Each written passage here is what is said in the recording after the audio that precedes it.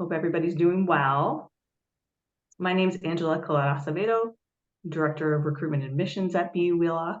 Wanted to welcome you all. Thanks for joining us. We do have a little bit of a crowd tonight, so I was hoping folks could just introduce themselves in the chat and just say your name and what program you're interested in.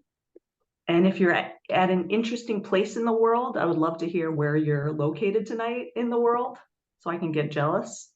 Miss traveling. Let me share my screen with folks so we can get into the agenda. Awesome. So we're trying something different with our programmatic info sessions this year. We're trying to group sort of near peer academic programs together so you all get a sense of sort of the larger academic community that we have here at BU Wheelock. We do have some fantastic faculty on the session with us tonight, and they'll introduce themselves in a few minutes. They'll share more about their programs, and you'll be able to dig into kind of more of the academic details and questions that you have for them. So I am recording the session, so please just be aware of that. If you have any issues with that, shut your camera off or take your name down, or you can just want to make you aware of that. Awesome. So let's dive into the agenda. So like I said, so each of the program faculty will give quick introductions, kind of just a broad overview of each of their programs. Then for about 30 minutes, you'll be able to dig in a little bit deeper with the faculty. We'll do programmatic breakout sessions. Then the last 15 minutes, I'm going to have us come back and we'll do an admissions and financial aid overview. So we'll talk about the application process and we'll talk about financing your degree. And then there'll hopefully be some time for a group Q&A. So with that, I'm going to open it to Dr. Garrick. You want to introduce yourself and talk a little bit about your programs? Sure. So I'm Peter Garrick, and my background is in science, and I'm the director for the science education program. And we have 2 science teacher licensure programs, as well as an EDM, regular EDM in science education. We have a Master of Arts in Teaching for 42 credits. We have a master's program in science education, also with licensure, and that's only 36 credits. There are common features between the two, and those are that they require exactly the same pedagogy courses, because the pedagogy courses are required by the state for licensure. We have a pre-practicum in fall and a practicum in spring, and the program for licensure can be completed in 1 year. You can be part-time in these programs, except for the spring semester when you have your practicum, and that requires your full attention. Your electives can be either in the college, either in Wheelock or in the College of Arts and Science in the graduate school.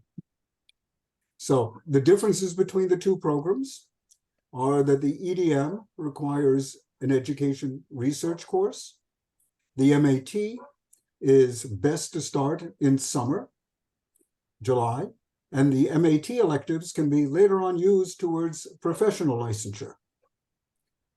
For the EDM without licensure, that's really geared to teachers who already have a license, or teachers in independent schools, or persons who do not have a classroom career objective. The required courses for the EDM are always the education research course, then 16 credits in curriculum and teaching, and then additional electives to fill out your 36 credits, and that can be personalized according to your need. As a sample program for what our licensure track requires, we usually like to have students start in the summer. You take 10 credits at that point: Foundations in Science Education, Sheltered English, and Adolescent Development. In the fall, you begin your pre-practicum, and that is in the school where, if you're going to be doing a practicum, you will also later on do your practicum. That way you get to know your students, your prospective students, right from the start. You take Science Methods 1, Classroom Management, and Equitable Pedagogies. In the spring is mainly devoted to your practicum. You take Science Methods 2, which provides a seminar and discussion about what's going on in your practicum, and you take your special education course. For the MAT, you add 2 electives, and for the EDM, you add the research course. Okay, so I welcome any and all questions about the science education program, and I look forward to meeting you in a breakout room. Thank you, Dr. Garrick. Next, we'll go with mathematics. But before we jump into that, I just wanted to say this is a master's focused info session. We previously did a PhD info session a few weeks ago, and we have the recording to that for that. So we'd be happy to share that with you if you're interested in PhD programs. But this is just a master's degree focused info session. So I want to just make that clear for folks. Dr. Brakenecki. Hi. It's so nice to meet everyone. And also building off of what Angela said, I believe there is a info session tomorrow for if you're specifically interested in science and math PhD. Megan and Leslie are leading that tomorrow. Or so they've told me. That's right. I will send out the link to everybody before we leave tonight. While you're in breakouts, I'll get that link. Thank you for that. Absolutely. So in math education, we have really 2 degrees. We have an MAT, Master's of Arts in Teaching, and an EDM. Those are our 2 master's degrees. The biggest difference between the 2 master's degrees that we offer is that the MAT degree, the one on the left there, is our degree program that leads to your initial teaching license here in the state of Massachusetts. So it has all sort of the elements that go into a teacher preparation program. It has your coursework, your subject matter coursework. It has your pedagogical content knowledge coursework, and it has your practicum experience coursework. So a pre-practicum followed by a practicum experience where you are in classes and in schools working with mentor teachers. And I can go in the breakout session a little bit more about what exactly that looks like. Our EDM program is our non-licensure program. So it does not lead to your initial license, but just as Peter had said, with the science coursework, the coursework that you would take in the EDM program can be used towards your full licensure requirements if you're going up from your initial to your full license in the state of Massachusetts.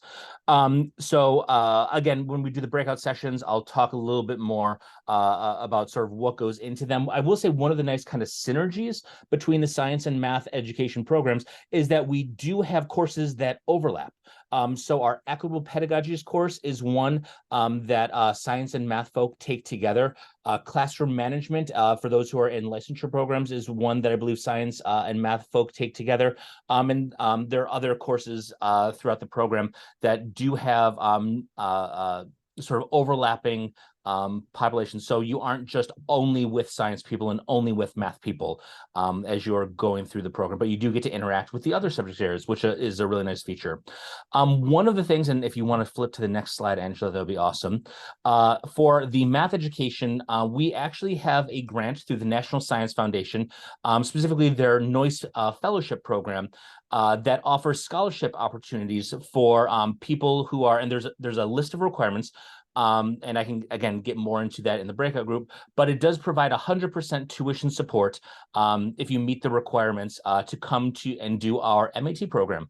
The goal of the NOIS program as a whole is to get highly qualified people into high need districts. So if you are selected and you're interested in becoming a NOIS scholar, you would be expected to teach in a high need district for 2 years after the completion of your graduation.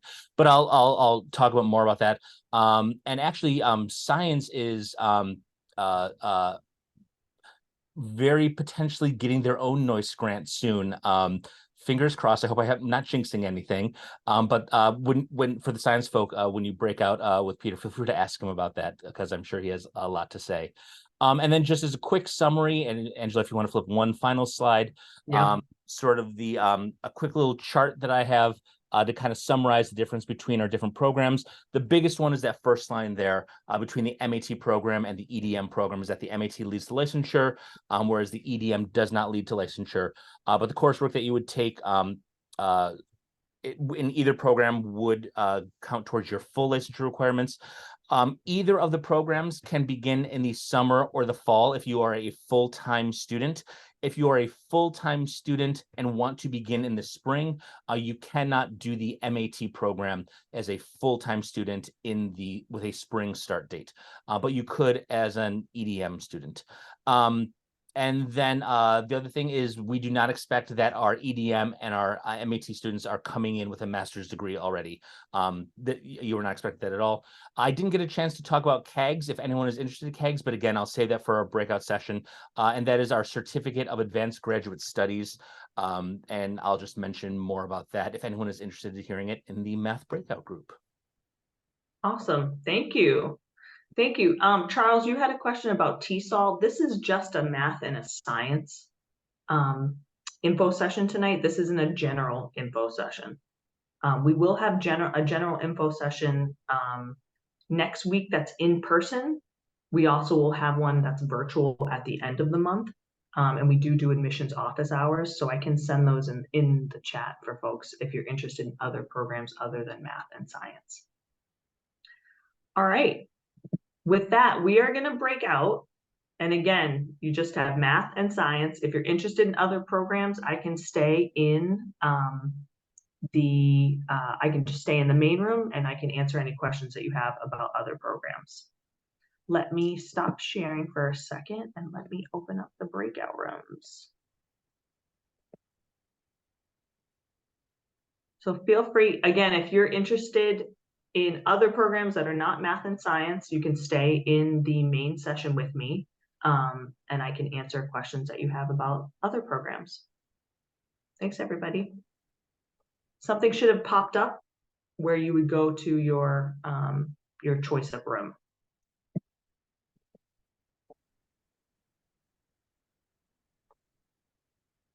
And Peter, I can move you to your room.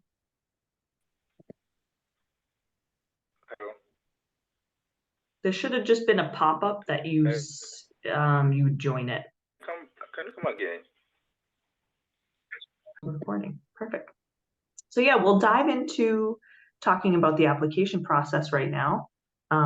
Before we get into requirements, I wanted to talk about the priority deadline is coming up pretty quickly within the next 2 months. It's going to fly by.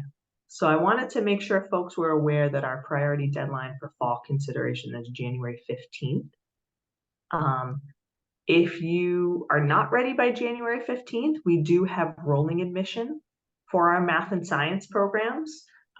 So certainly, I would say don't wait to apply, but also if you're not ready by January 15th, there's still plenty of time. After January 15th, you will still be considered for scholarship and for the Noyce scholarship as well, even after January 15th. But again, I would not wait too far past January 15th. Let me know if you have any questions, clarifying questions about that. Looking at the application requirements, and this is again across all of our master's programs, but we're looking for your resume, we're looking for a personal statement. We at BU Wheelock, we are committed to equity, inclusion, and social justice, so we do require an equity and inclusion statement. And we're really looking for, how your outlook or your experiences are going to contribute to making the world more equitable and more just. So we want you to kind of comment on these principles in sort of the context of your professional aspirations, I would say. Let me know if you have any questions about that. I'm sure the faculty would also be able to answer some questions, kind of what they're looking for with these personal statements. We also require unofficial transcripts. If you have official transcripts, it's always great to just submit those to us. Before you matriculate, we're going to ask you to submit your official transcripts anyways, but if it's easier for you to just submit your unofficial transcripts, that's fine as well. We will accept those. We also require 2 letters of recommendation, as well as English proficiency. So you might need to submit scores to show English proficiency if your first language is not English, and if you've not received a degree from a school where the primary language of instruction was English. So let me know if you have any questions about that. Happy to dive in. We accept Duolingo scores. We accept the IELTS, and we also accept the TOEFL as well. And I can, again, answer any questions about that you may have. Financing your degree, this is always an interesting one to get into. We'll start with tuition and costs, and don't get scared about that number that you see there for full-time tuition and fees. This is with no aid, no scholarship aid. One thing I do like to highlight, there's the full-time tuition rate, but we really have this great part-time evening course rate at $9.97 a credit. So if you take classes after 3:30 p.m., the cost per credit's $9.97. So if you're looking at an Ed.M, for example, that's, maybe it's 36 credits. If you do the program part-time and in the evening, it'll only be around 35K. And again, that's with no additional scholarship. That's just right off the top. You're already getting that discounted tuition rate. So doing the programs part-time if you can and after 3:30 will provide a huge cost savings for you. One thing I should mention, I know we have a lot of international students on here, you will not be able to do the program part-time. Any of these programs part-time, you have to be full-time and be in the United States doing a program. That's something to think about. Looking at additional types of assistance, and I should mention too, over the last 2 years, we've awarded 60% of applicants with a scholarship. So this is across all of our programs. One thing I will say as well, just again, different types of assistance. We talked about the NOIS scholarship at the beginning where you would be fully funded. We do provide scholarships even if you're not a NOIS candidate. So last year we provided $10 million in scholarship funding across our master's and CAGS programs.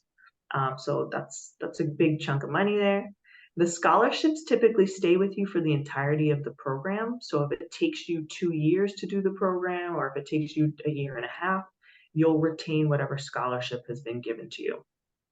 Our scholarships outside of NOIS are typically percentage-based.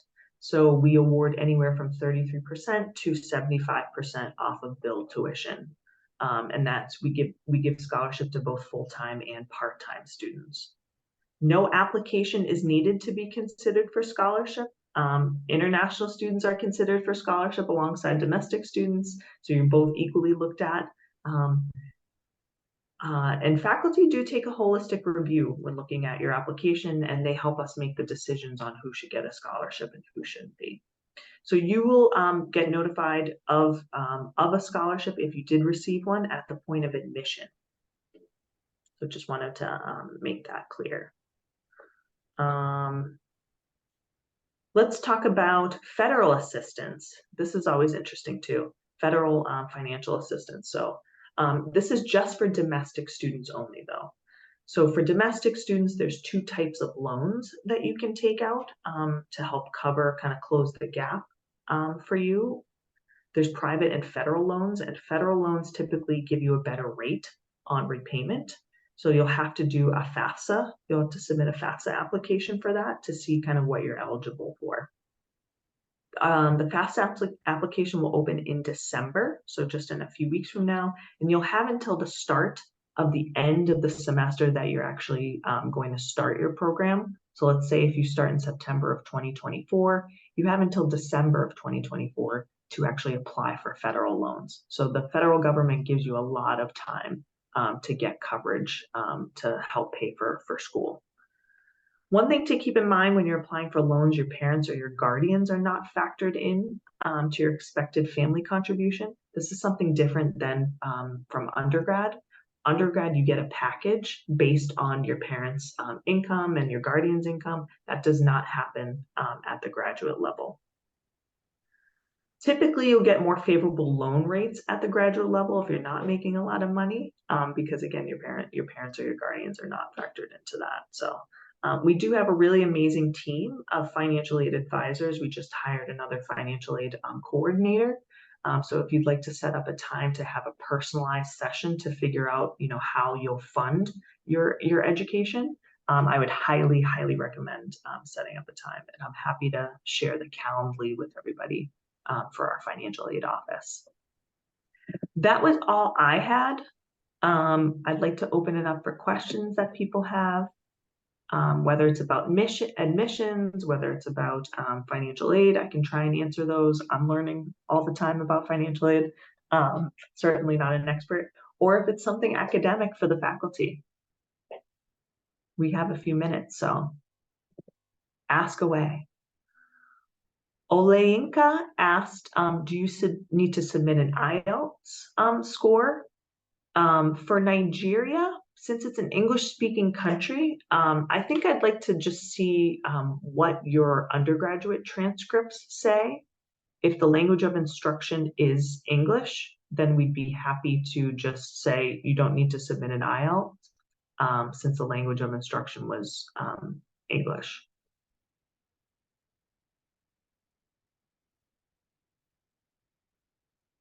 That's a good question. Any other questions? And feel free to unmute too if you have something that you want to ask. Maybe a question for the faculty. Can international students get the NOICE scholarship? Do they qualify for that? No, you have to be a U.S. resident, national, or some other kind of U.S. I forget the exact terms, but it's primarily for U.S. citizens. Okay. Angela, could you remind them about the PhD discussion tomorrow? Because I have at least one request asking me about the PhD program. Yes, that's a good one. Let me share. I shared it in the chat. This is the info session link.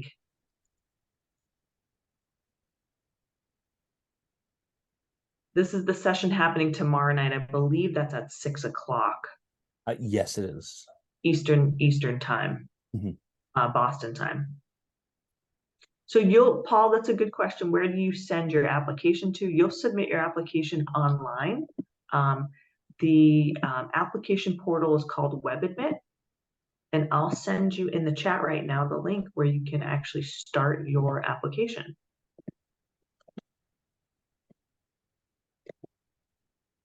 Our website has a lot of really great information. We have a brand new website.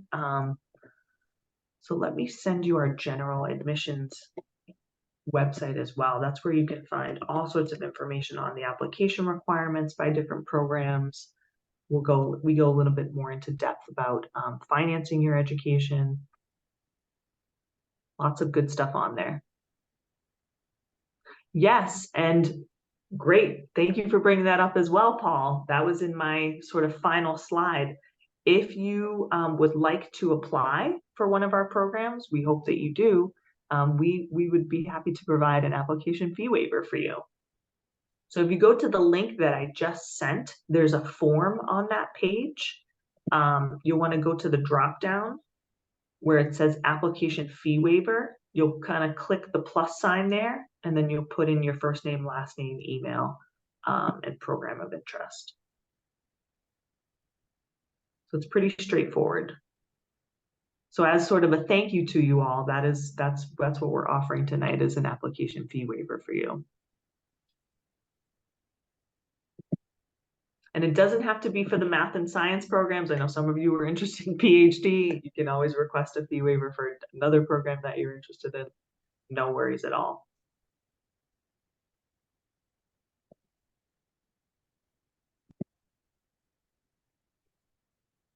Any other final questions from folks before we break?